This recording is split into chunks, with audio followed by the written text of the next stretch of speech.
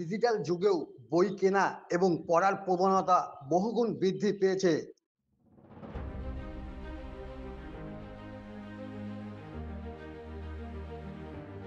আগামী 19শে ডিসেম্বর থেকে শুরু হতে চলেছে কল্যাণীর 28তম বইমেলা।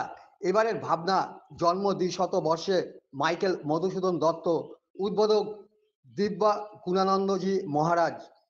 ডিজিটাল যুগেও বই মেলার ব্যাপ্তি ঘটেছে, বৃদ্ধি পেয়েছে বই প্রকাশক সংস্থার সংখ্যা, বললেন কল্যাণী বিশ্ববিদ্যালয়ের প্রাক্তন উপাচার্য অধ্যাপক অলোক ব্যানার্জি। তিনি বলেন, আজ থেকে 28 বছর আগে কল্যাণী বইমেলার এত ব্যাপ্তি ছিল না, এত বড় মেলা হতো না। আজ মেলার ব্যাপ্তি ঘটেছে। অল্প বয়সের যুবক যুবতীদের মধ্যে বই কেনা, বইয়ের প্রতি আকৃষ্ট বহুগুণ বৃদ্ধি পেয়েছে।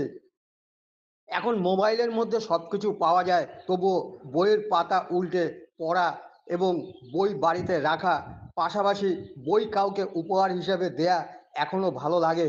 ডিজিটাল যুগেও বইয়ের চাহিদা ও ভালো লাগা এবং মেলায় দর্শনার্থীদের ভিড় কমেনি, বরঞ্চ বহুগুণ বৃদ্ধি পেয়েছে।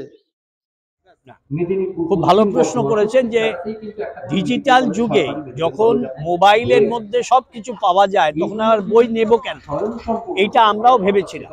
কিন্তু গত কয়েক বছরের যে বইয়ের যে বিক্রি হচ্ছে, এই কল্যাণী মানে কলকাতা থেকে প্রায় 50 কিলোমিটার দূরে একটা মফস্বল জায়গায় ওই মেলার যে বিক্রি হচ্ছে সেটা অত্যন্ত আশাপ্রদ।